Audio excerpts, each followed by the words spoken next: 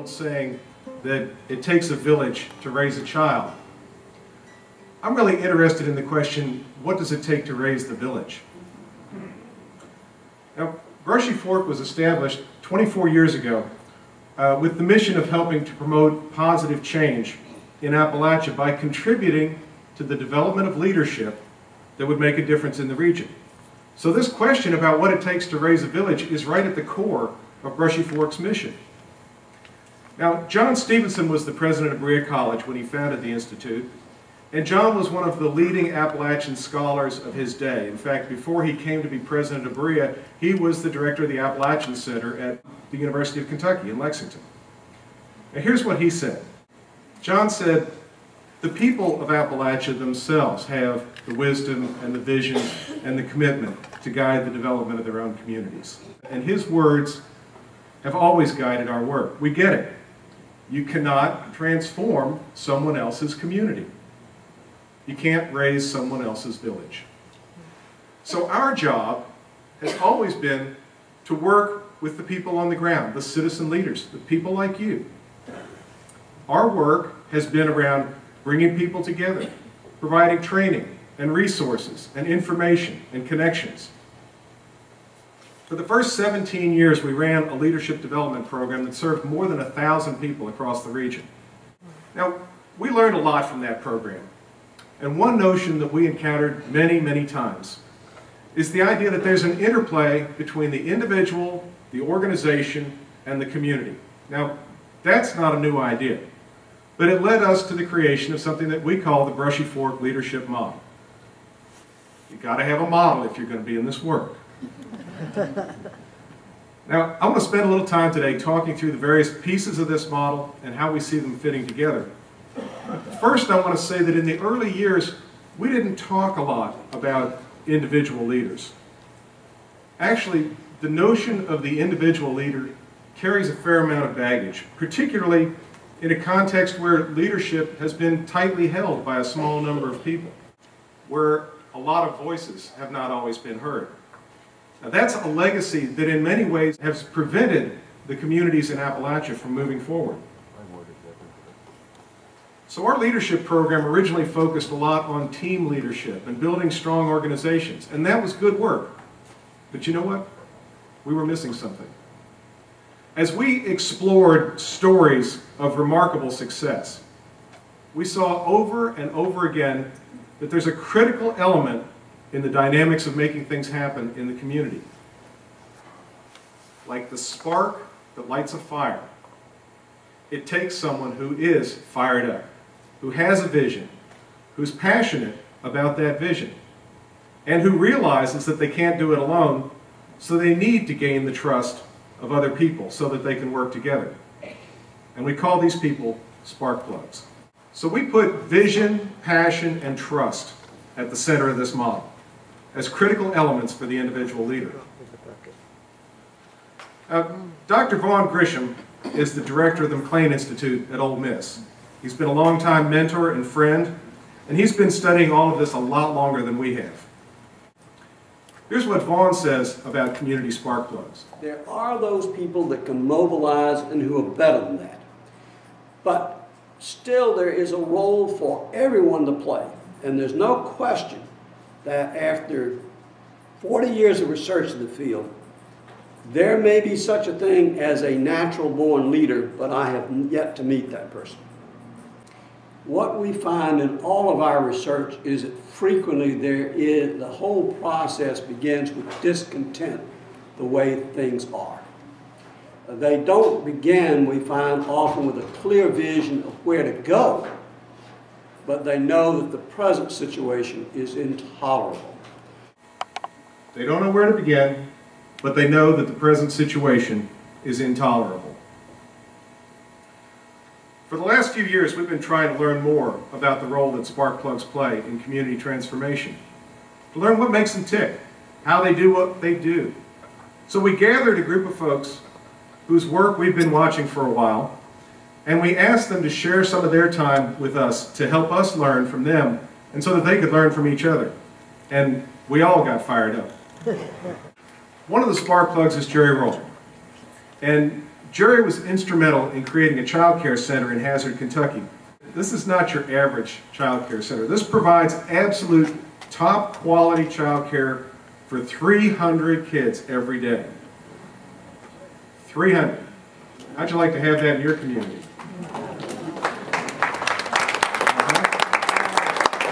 Well, that'll never work here, right? Is anybody hearing that in the back of their head? You're going to go home and somebody's going to say, that'll never work here. Well, they might have told Jerry that in Hazard, too. I don't think it would have worked. Now, Jerry will tell you that it took a lot of people to make that happen. But if you talk to those people, they'll tell you that it wouldn't have happened without Jerry. So the things that I've done in my community have really all been about just being there and being a part of that community. Fighting for child care came out of the fact that I needed child care. And I figured if I needed it, there were probably other mothers out there that needed it too. And I didn't particularly want to settle for just whatever I could get or whatever person might be available to keep 10 or 12 kids in their house. You know, I thought we should have really good child care, and why can't we have it? So it starts with a personal problem. I needed child care. And that's often where the journey begins. There's a personal problem. There's self-interest involved. And there's nothing wrong with that. What spark plugs do is they take that and they push it outward. And that personal problem becomes a vision.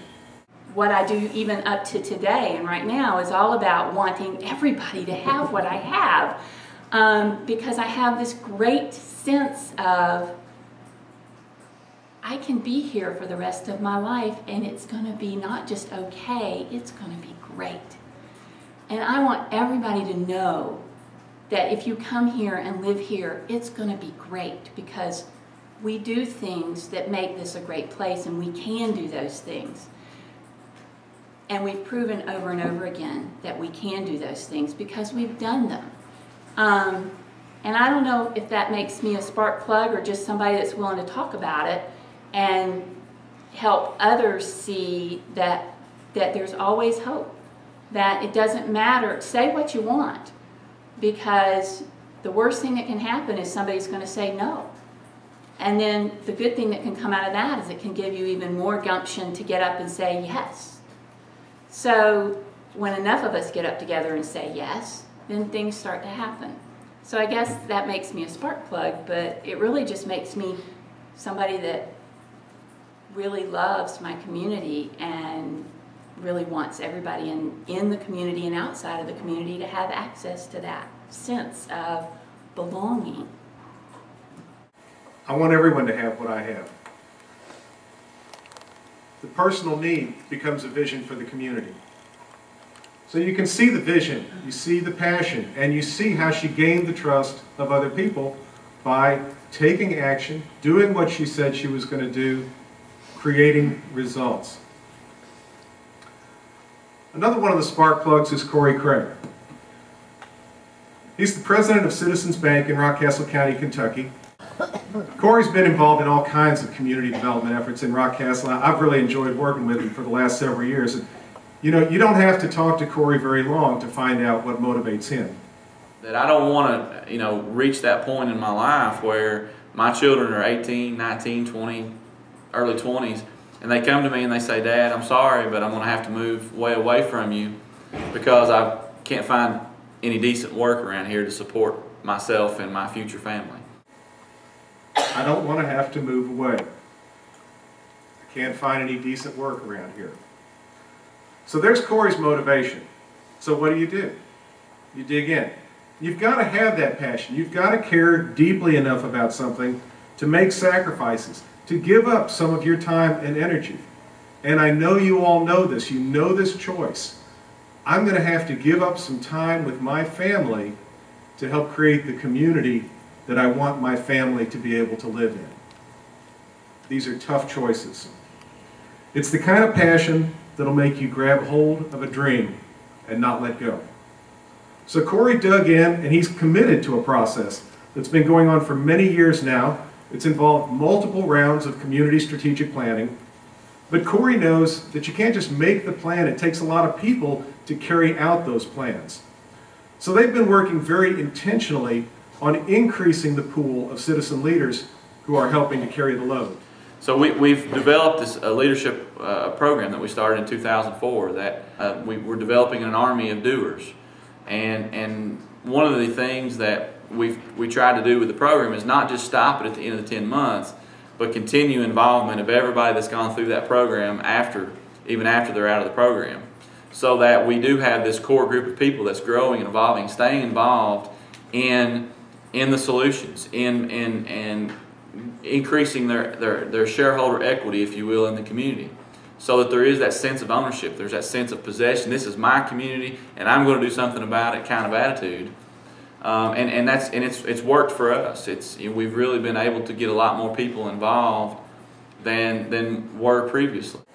We have more people saying, this is my community, and I'm going to do something about it. And this is where we begin to see how these spark plugs reach out and bring other people into the work, because they know that they can't do it alone. This is the intersection between individual leadership and team leadership. What leaders do is they are good partners. They're not really at the top. I mean, if you diagram this, it isn't necessarily that they're at the top. They're sort of holding hands with lots of other people. They're somewhere in there, but they aren't necessarily at the top. It's a misperception about what leadership is. Leadership is the ability to form partnerships and not care who gets the credit. And these spark plugs are all very good leaders. Vaughn has often said that a big part of what leaders do is to build organizations. And this is what Corey has done, it's what Jerry has done, it's what all the spark plugs that we've worked with have been involved in, building organizations. It's part of what good leaders do. So this next circle out here in the model is about organizations. And again, we have internal elements and external and interactive elements. We see that the internal motivation or passion for the individual is reflected in mission for the organization. A good mission statement explains why your organization exists. It tells the driving force behind your work. It's passion moved out to the organizational level. And the outward-looking dimension of vision is expressed as action by the organization. Organizations provide us with the capacity to turn vision into reality. And while the individual leader needs trust on a one-on-one basis, the organization needs to be able to connect in a lot of ways, and we call this connectivity, to connect internally with effective meetings and good planning processes and attending to all of the things that a group of people need to do to work effectively together. And an organization also needs to connect externally, to connect with other organizations, to build networks, to connect with the people that it serves, to connect with funders and resources. But if we really want to make change happen in the community, then we've got to push this out one step farther. And that's what we're looking at in this outer ring of the model. When organizations take action, they should produce real results in the community. And when we produce results, it changes expectations. It's what Robert Putnam calls social capital. It's the networks, norms, and trust in a community that makes it possible to get things done. So when we talk about expectations or social capital, what we mean is just this. What kind of community do you think you live in? What do people say there about it? Do people feel like it's a great place to live? Or do people feel like it's going to hell in a handbasket? And how do you change that? Well, you change expectations by taking action and producing results. Remember what Jerry said about this? And we've proven over and over again that we can do those things because we've done them. Don't try to tell Jerry that you can't make real change happen. And don't ask Corey Craig what's happened to all those big ideas that were in their 2002 strategic plan unless you've got about 20 minutes to listen to the answer. Because he's going to tell you about the new vocational school, $7 million investment in the community. He's going to tell you about the new Chamber of Commerce. He's going to tell you about the leadership program that will have graduated more than 100 citizen leaders by the end of this year. When we push the envelope on what can be accomplished in our communities, we change expectations and everything becomes possible. So the final piece that I want to touch on in this model is structure. You know, to make all this work at the community level, we have to build structures that go beyond the silo of any one organization. You can have good organizations doing excellent work in a community, but if they don't connect up, it's going to limit the amount of real change that happens. So when we bring people together for a strategic planning process, that's building structure in the community. When you bring nonprofits and businesses and banks and politicians and industry together around building a child care center, that's creating structure in the community. Leadership is the ability to form partnerships and not care who gets the credit. And these spark plugs are all very good leaders. This talk about structure reminds me of the old story about the traveler who was walking down the road and he saw 3 workmen, and he asked the first workman, "What are you doing?" And the workman said, "I'm laying bricks." And he asked the second workman, "What are you doing?" And he said, "I'm building a wall." And he asked the third workman the same question, "What are you doing?" And he said, "I'm building a cathedral." They're all doing the same work. So whether you're working on learning how to do the financial records for your organization, or whether you're learning about grant writing or fundraising or community foundations or leadership development, you're building a cathedral. And I can't wait to see how this cathedral continues to take shape with all of the efforts and energy that you put into it. Thank you for everything that you do. Let's get to work.